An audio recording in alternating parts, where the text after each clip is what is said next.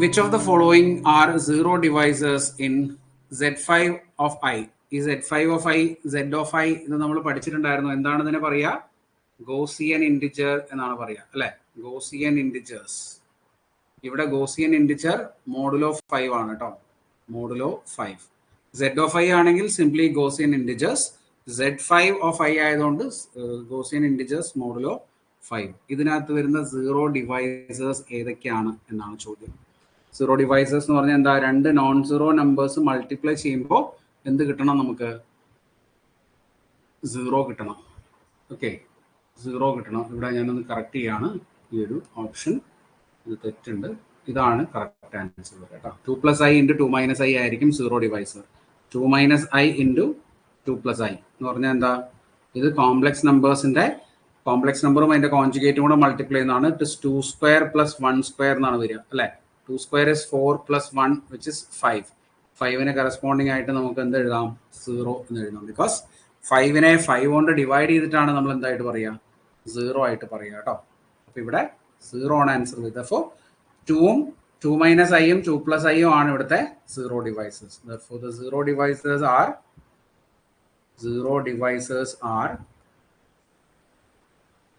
2 - i and 2 + i. 2 - i-യും 2 + i-യും ഇവിടുത്തെ zero divisors ആണ് എന്ന്.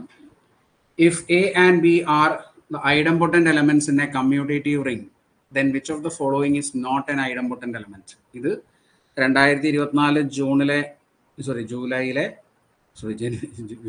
ജനുവരിയിലത്തെ സെറ്റ് എക്സാമിന്റെ ക്വസ്റ്റ്യൻ പേപ്പറിലെ ക്വസ്റ്റ്യൻ ആണ് കേട്ടോ.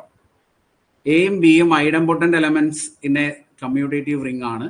Which of the following is not an idempotent element? Idempotent element അല്ലാത്തത് ഏത് എന്നാണ് ചോദ്യം. ഐഡംപൊട്ടന്റ് എലമെന്റ് അല്ലാത്തത് ഏത്? ഐഡംപൊട്ടന്റ് എലമെന്റ് ആണെങ്കിൽ എന്താണ് ക്രൈറ്റീരിയ? A² A ആയിരിക്കും, B² A ആയിരിക്കും. സോറി, B² B ആയിരിക്കും അല്ലെ? എയും ബിയും ഐഡംപൊട്ടന്റ് ആണെങ്കിൽ A² A, B² B. ഇനി നമുക്ക് നോക്കേണ്ടത് ഇതൊക്കെ ഐഡംപൊട്ടന്റ് ആണോ എന്നുള്ളതാണ്. AB the whole square എന്ന് പറഞ്ഞാൽ എന്ത് വരും? A² B² എന്ന് എഴുതാം, ദാറ്റ് ഈസ് AB എന്ന് എഴുതാം അല്ലെ? അപ്പൊ ഇത് ഐഡംപൊട്ടന്റ് ആണ്.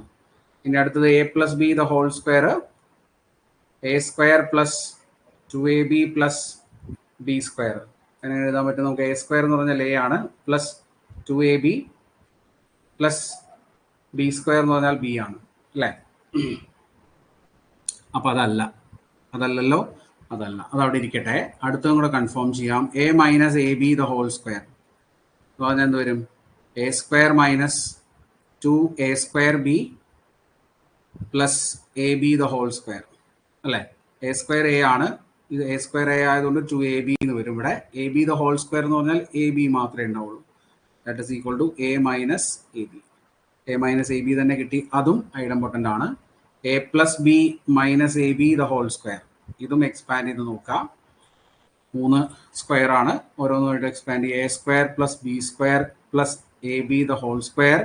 ഇനി രണ്ടെണ്ണം വെച്ച് മൾട്ടിപ്ലൈ ചെയ്യുക. 2AB - 2A²B - 2AB² അല്ലെ? ഇത്രയും വരും. ഇത്രയും ടേമുകളാണ് വരിക. That is equal to A² A ആണ്, B² B ആണ്, AB² AB ആണ്, പിന്നെ പ്ലസ് 2AB അവിടെ ഉണ്ട്, പിന്നെ -A² A ആയിട്ട് മാറ്റിയാൽ 2AB വരും, വീണ്ടും -2AB എന്ന് കിട്ടും അല്ലെ? അപ്പൊ ഇതിലെ പ്ലസും മൈനസും കട്ട് ചെയ്ത് കളയാം. പിന്നെ ബാലൻസ് വരിക A + B - AB.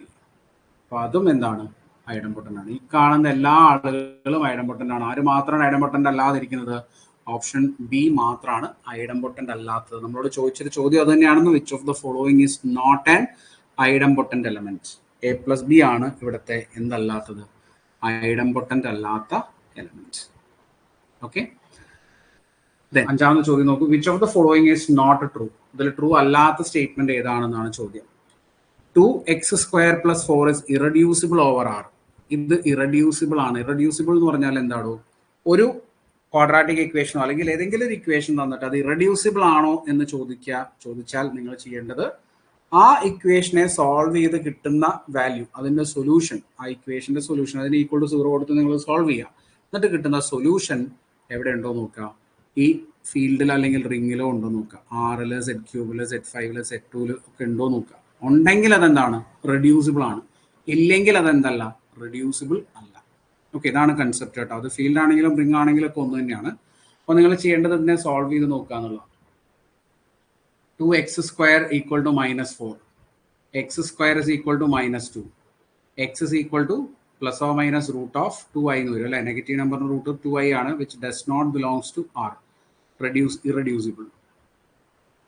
ഇറഡ്യൂസിബിൾ ആണ്. നമുക്ക് വേണ്ടത് ഇറഡ്യൂസിബിൾ അല്ലാത്തതാണ് കേട്ടോ. റെഡ്യൂസിബിൾ അല്ലാത്ത, ട്രൂ അല്ലാത്തതാണ് വേണ്ടത്. അപ്പോൾ ഇത് ഫസ്റ്റ് ഓപ്ഷൻ ഓക്കെ ആണ്. അടുത്തത് x square plus 1 equal to 0 കൊടുത്താൽ x square is equal to -1 വരും. അല്ലെങ്കിൽ ഇതിങ്ങനെ സോൾവ് ചെയ്തെടുക്കുമ്പോൾ കൺഫ്യൂഷൻ ഉണ്ടാവും നമുക്ക്. കാരണം കോംപ്ലക്സ് റൂട്ടൊക്കെ Z3 ഉണ്ടാവുമോ എന്നുള്ളൊരു പ്രശ്നം ഉണ്ടാവും. അപ്പോൾ നിങ്ങൾ ചെയ്താൽ മതി എന്ത്, Z3 വാല്യൂ എടുത്ത് ഇതിനകത്ത് സബ്സ്റ്റിറ്റ്യൂട്ട് ചെയ്ത് നോക്കാം. Z3 ആരൊക്കെയുള്ളത്?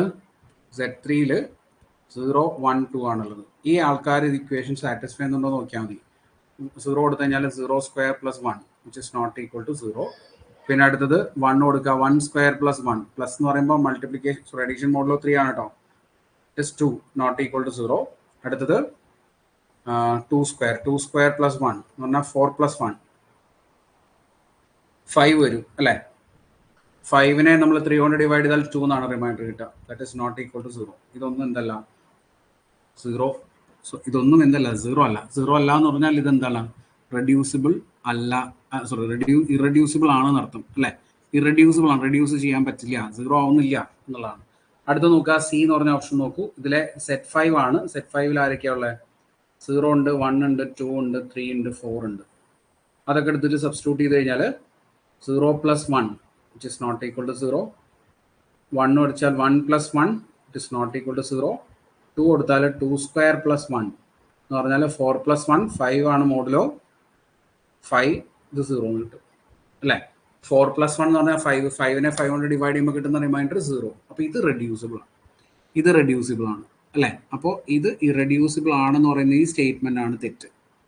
X square plus 1 is reducible. X square plus 1 is reducible in Z5. Z5 അത് റെഡ്യൂസിബിൾ ആണ് എന്ന് മനസ്സിലാക്കാം. ഓക്കെ, അപ്പോൾ